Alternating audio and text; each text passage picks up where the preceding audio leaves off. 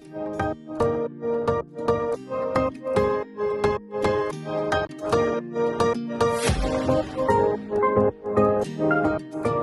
my beautiful friends, it's Amanda here, and today we're talking about the latest release from Huda Beauty. These are the new Obsessions palettes. They're called the Color Block Obsessions palettes. They're currently available. You can find them online on the Huda site, on the Sephora site, probably a couple other retailers. I'll look around online and see where I can find these for sale. They are priced at $29 US, and there are only these two colorways. Typically we get 3 or 4, but this Obsessions release has 2 different colors. We have blue and green color block Obsessions and orange and purple color block Obsessions. Even though we only have 2 palettes, we have a lot to go through. I want to show you close-ups. We have a lot of interesting things happening in these palettes.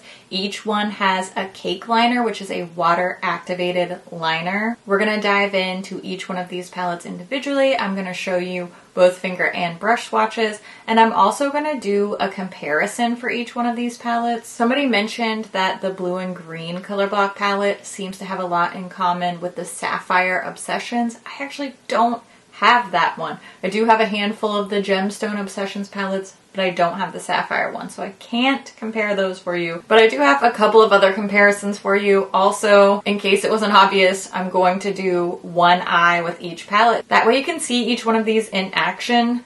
We do have some very, very different outcomes, at least in my personal experience, so we'll get to that when we get to the application, the tutorials. First, let's take a close-up look at each one of these palettes. We'll start with the blue and green color block. The packaging is the same size and shape as the other Obsessions palettes, but it does have this sort of chunky block lettering on the front, and it does have that soft touch matte type of feeling, similar to sort of a rubberized NARS type of packaging.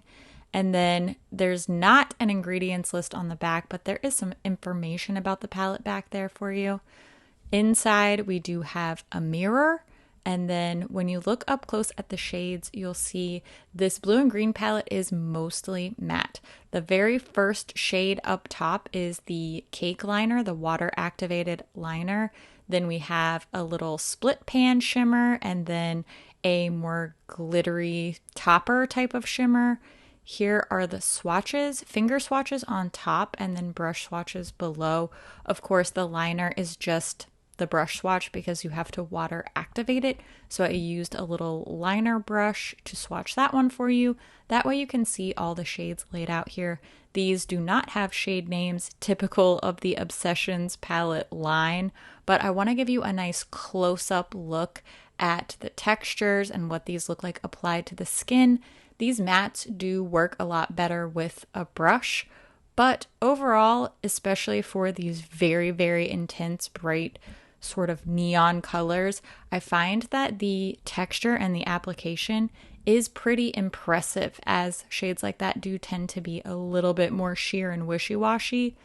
Now I want to give you a comparison to the Wild Python palette. This is the very first comparison that popped into my mind because it does have those brighter blues and greens.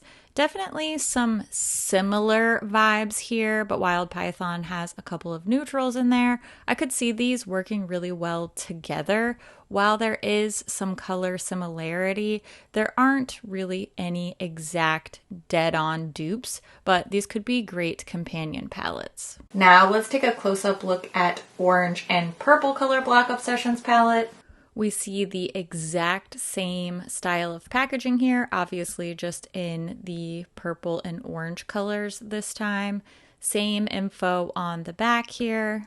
Taking a look inside, the orange and purple palette does have one additional shimmer shade, and then the cake liner is the last on the middle row there instead of being on the top row.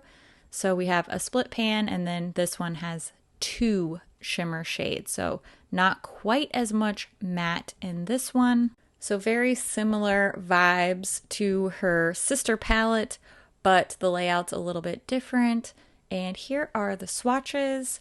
Same idea with the liner here. I just used a wet liner brush to swatch that one, but everything else is finger swatches on top and then brush swatches directly below. This one, it seems a little bit more consistent performance between the finger and brush swatches as compared to the blue and green palette. But the performance on the eyes is an entirely different story, which you will see during the tutorial application portion. And I will use the liners at the very end of the video, so stick around to the outtakes portion because I do experiment and play with the liners a little bit late in the video just in case I messed things up, which I kind of will. But anyway, you'll see that later.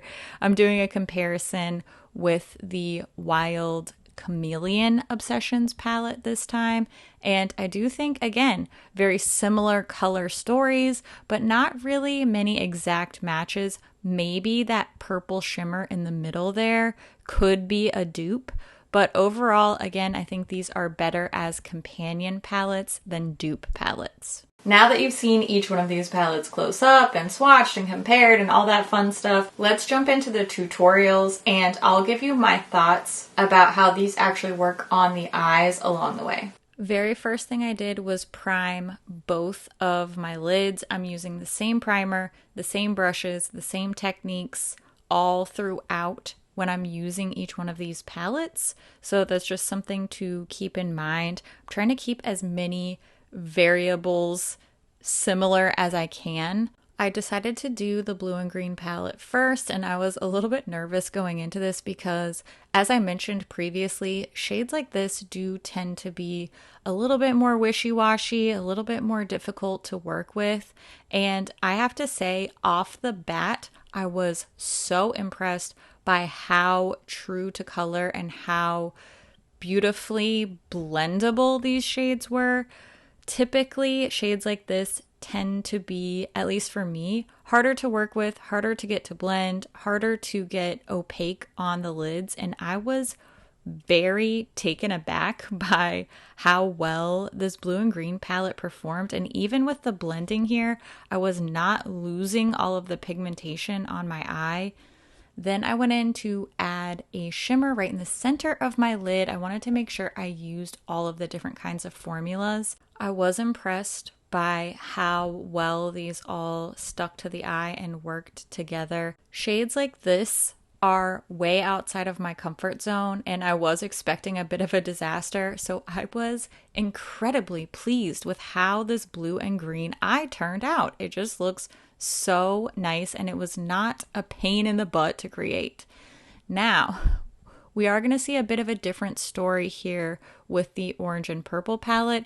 Things started off fine, the orange went on just as well, and things really take a turn for the worse here when I started using this darker purple. I noticed right away that it was taking a lot more work to get a smooth, opaque, blended sort of look. And at first I thought it was just because these are contrasting colors, while the blue and green are colors that tend to blend together more easily. So I was giving this whole palette more leeway. But once I started applying this shimmer is when it just really all went downhill. This shimmer was, instead of sticking to my lid, it was pulling up the matte shades underneath. So I would go back and try to build those back up and then try to layer the shimmers back up again. And it just was not working well for me. Like I said, I used the exact same primer, exact same brushes, exact same technique, and the orange and purple palette really did not stack up performance-wise to just how easy and beautiful and blendable the blue and green palette was. So right out of the gate, the performance was wildly different for me. And I am going to go back and do some more work with these palettes at the end of the video, so stick around for that. But I'll tell you right now, this patchiness here, it just gets worse and worse and worse. No matter what I did, I could not make it look smooth and blended and beautiful like this blue and green eye is. Not what I was expecting. I really thought that the purples were going to be my jam, and that just isn't the case. Even when things don't turn out perfectly, it's still fun to try some new things. And I have to say, overall, I'm really happy to see this release. I think this is really fun. It's really different. Whether you love it or hate it, Huda really does push out of the box with the textures and the different things she includes in her palettes. And I really like that about this release, about a lot of the things that Huda chooses to do. This time it's the addition of the cake liners. Before it was those little glossy shades that had the pearls of pigment inside that when you know what I'm talking about. So many people hated on those, and trust me, I understand the criticism for that. But I thought that that was really something cool. It was definitely something different, and there's so much of the same all the time on the market. I like seeing something different, even if it's not my cup of tea. Like, these palettes aren't my particular personal aesthetic, but I like that they're so different. It's different from anything the Huda brand has done. It's really different from a lot of what we're seeing released in general on the market right now. And I like that. That inspires me. And even if it's not the exact right thing for me, I know that this is the right thing for somebody. And I love to see a new variety, new formulas, new options, new color combos. Not that she's the first person to ever put, neon blue and green or orange and purple together. But love it or hate it, I do feel that this is really fresh, and I like to see that. Now, these did throw me a little bit of a curveball because I really expected orange and purple to be my jam. That's much more my wheelhouse color-wise. But I have to say, in terms of keeping my interest, and after seeing the tutorial, also performance-wise, blue and green is by far my favorite of these two. I have no doubts that somebody more skilled than myself would make many a beautiful look with this palette. It just didn't work out as well for me. I'm definitely excited by this release as a whole. My personal preference is the blue and green palette. Now's the time when I want to hear what you think about this release. Are you interested? Have you already picked these up? Which one is your favorite? I always love to hear what you think about things too, so make sure you leave all your thoughts down in the comments below. As always, thank you so much for watching, and I'll see you in my next video. Bye. Why? Why are you playing me, Huda? I thought we were cool. I thought we were cool, Huda. I have touched this up 100 times trying to make it look better, and I don't think that it's working. I think it's just one of those things where I have to feel like I'm actively doing something. That's on anxiety disorder. Oh, it just looks so bad. So bad. Well, okay. Alright. It's not the world's best plan, but it's all I got. Wow. Whew. She is pigmented. Wow. Bright. Okay. Good for you, Huda. Dang. That's really impressive. You know what? It's cute. It's cute. Is it the kind of style I usually wear? No, but I like it. It's fun. You got this. You got this. I wish I could express to you the amount of eyeshadow that is truly always on my pants. Every pair of pants I own more than likely has eyeshadow stains on it. Between swatching and like tapping off my brush and all the eyeshadow that I handle all the time. If you ever see me in person and my pants look dirty, I'm telling you, 99% chance it's just eyeshadow. I don't know if that makes it better or not, but in my mind that's better than actual dirt. Except if you think about it, eyeshadow kind of is just colorful dirt, but just don't think about it too hard so that you can still enjoy your eyeshadow. That lavender matte is real good. Real good. Well, that didn't go well at all. No. No. Why? Oh no. I gotta fix that. See right there? What the heck? It doesn't look good at all. This is making me upset. It's getting worse and worse. Look at it. Why? Why? And this one still looks so good. Truly the definition of sisters and not twins.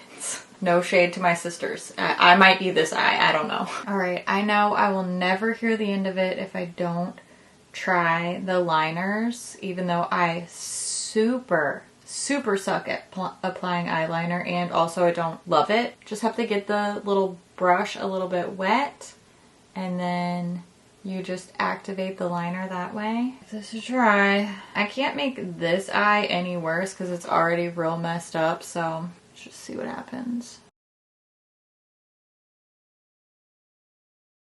I'm just kind of slapping it on there.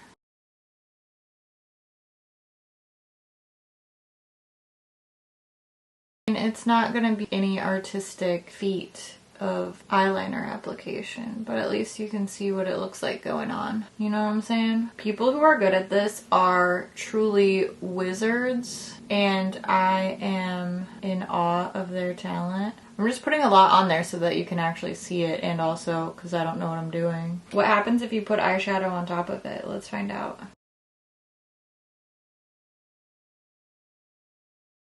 Oh yeah, you can totally put eyeshadow on top of it. I'm just layering things and seeing what happens. I don't think we need to take it that seriously. This is why I'm doing it at the end of the video. Just mess around. It washes off, so it looks like an actual child did it. Let's go to this eye, the one that looks good, and then let's mess it up. Get my little brush a little bit wet and just...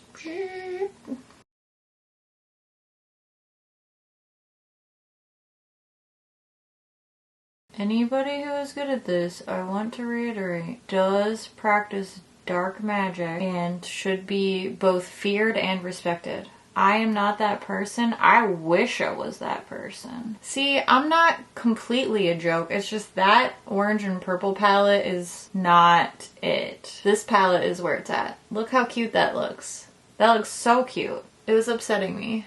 This is what it's like being a reviewer. I just layer stuff all over my eyes and then I just take it off if I hate it and then just start over again. You should totally do that with your makeup too, just at your house. You don't have to be a reviewer to do that. You can just play with your makeup, and then if you don't like it or if it's messed up or for any reason, just take it out, just wipe it off. It doesn't matter. You can do that. You're allowed. It's so much more fun if it doesn't have to look pretty and perfect all the time. And trust me, that will make you know your products better. That will make you better at applying your own makeup, because the more mistakes you make, you learn where that comes from, whether that's application, whether that's the product, technique, the brush, the tools, whatever it may be. Voila! It's like it never happened. Love that for me. Now let's give this cake liner a fighting chance on its own. It was not done any favors by the dumpster fire that was the eyeshadow that was already existing. See? That's cute! This is kind of fun. I see why people like to play with eyeliner. It is fun. And it's definitely more of a concentration activity, whereas when a lot of the time when I do eyeshadow, I just sort of slap it on until I like the way it looks. Should we get crazy and do a little graphic moment? Why not? It wipes off. We already decided we could wipe it off if we don't like it. Ha! In no way skilled or talented at eyeliner application, and that's not the worst thing I've ever seen. It's not the best. Really, I'm impressed with myself. Am I gonna mess it up if I keep adding stuff?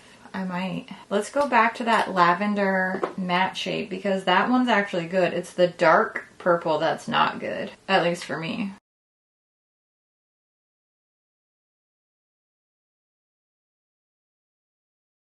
You know what? From far away, I think it looks cool. Who is she with a graphic liner? Doesn't have to be your go-to look. Just try it out. Why not? There's no makeup police coming to your house and being like, did you wear this weird looking eyeshadow? Did you do a weird graphic eyeliner that looked fine and then you kept messing with it and you made it look weird? It's like, well, I'll just wipe it off. It's fine. You know, it's not the worst thing I've ever done or seen, especially for a on a whim graphic liner look. That's why you gotta experiment. Look. It's pretty fun, right? Am I delusional? Maybe I've been in this room for too long, talking to this camera for too long. Anyway, it was fun. That way you got to see the liners in action. It's all about just learning, enjoying, experimenting, being a makeup mad scientist. These are all things I strongly encourage, particularly if you do have a larger makeup collection, which probably a lot of the people who watch me do have you know, more than average. Just try out some weird stuff and see what happens. Because it may be terrible, in which case wash it off. Or it might be awesome, in which case you've discovered a new facet of your style. Okay, that's it. That was so much rambling, and I apologize. I appreciate all of you who sit through all of the crazy rambles, because I have many of those. I hope you have an awesome day. I hope that you're having a great day, and I also hope that if you're not having a great day, that tomorrow will be better for you. Just hang in there. You're doing all right. We're making it through together. Okay, I'm proud of you. You're doing your best, and I love your face. I'll see you soon. Okay, bye.